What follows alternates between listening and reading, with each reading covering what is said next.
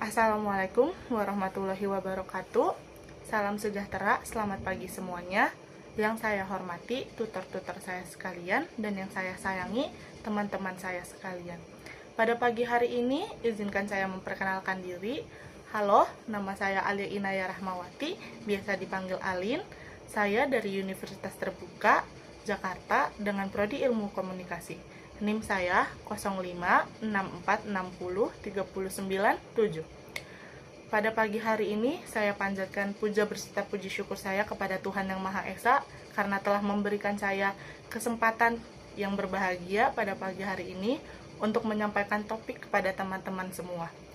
Pada pagi hari ini, saya berharap topik yang saya berikan dan topik yang saya jelaskan bisa membangun semangat kembali kepada teman-teman dan bisa memberikan manfaat kepada teman-teman semua. Pada pagi hari ini, saya ingin menjelaskan sedikit tentang pentingnya komunikasi nonverbal di era digital ini. Teman-teman semua, hadirin sekalian, saudara-saudara semua, di era ini, di era di mana sebagian besar interaksi kita terjadi melalui handphone atau melalui layar, mulai dari rapat online, kuliah daring yang sedang kita jalankan, atau bahkan sekadar berbicara dengan teman ataupun keluarga. Kita seringkali lupa bahwa komunikasi yang penting sesungguhnya adalah komunikasi yang dilakukan secara langsung atau dilakukan secara tatap muka. Faktanya, banyak sekali penelitian yang menunjukkan bahwa 93% makna dalam percakapan justru disampaikan melalui hal-hal yang tidak terucap, yaitu seperti melalui komunikasi nonverbal seperti ekspresi wajah, gerakan tubuh, kontak mata, dan nada suara. Inilah yang menjadi inti pidato saya pada hari ini. Yang pertama, kita perlu menyadari bahwa dalam komunikasi digital, kita kehilangan banyak elemen nonverbal ini. Coba bayangkan, saat kita hanya membaca chat oke dari teman-teman kita, tanpa melihat ekspresinya atau mendengar suaranya. Apakah kita benar-benar tahu, atau apakah benar-benar kita yakin bahwa dia setuju, atau hanya menyampaikan kata oke agar kita tahu, atau hanya sekadar menyampaikan kata oke untuk mempersetujuinya secara terpaksa. Inilah yang menyebabkan 70% orang merasa kurang terhubung secara emosional. Dalam komunikasi online, banyak sekali kesalahpahaman yang terjadi karena kita tidak melihat langsung orang tersebut yang sedang berbicara. Senyuman kecutnya, anggukan yang meyakinkan, ataupun gestur tangan.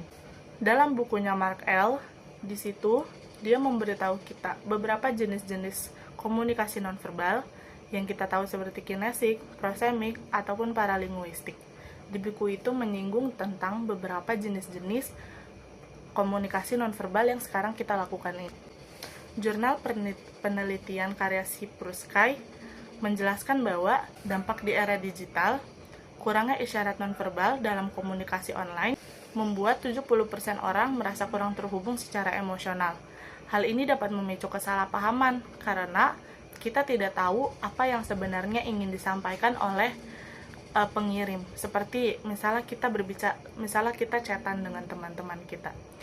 Di chat tersebut kita hanya tahu dia mengucapkan kata oke atau mengucapkan kata siap tanpa kita tahu sebenarnya apakah dia terpaksa atau tidak menyampaikan kata-kata itu.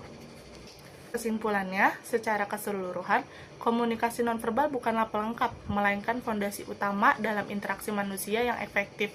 Bahkan, di tengah dominannya komunikasi digital, komunikasi nonverbal itu sangatlah penting. Penutup, dengan ini, semoga kita lebih memperhatikan dan melatih komunikasi nonverbal kita. Kita dapat membangun hubungan yang lebih autentik, empatik, dan efektif dengan komunikasi nonverbal, memastikan bahwa teknologi tidak menjauhkan kita sebagai manusia, melainkan justru menghubungkan kita dengan lebih baik. Itu saja yang dapat saya sampaikan. Kurang lebihnya saya mohon maaf. Dengan ini saya ucapkan terima kasih atas atensi kalian semua. Wassalamualaikum warahmatullahi wabarakatuh.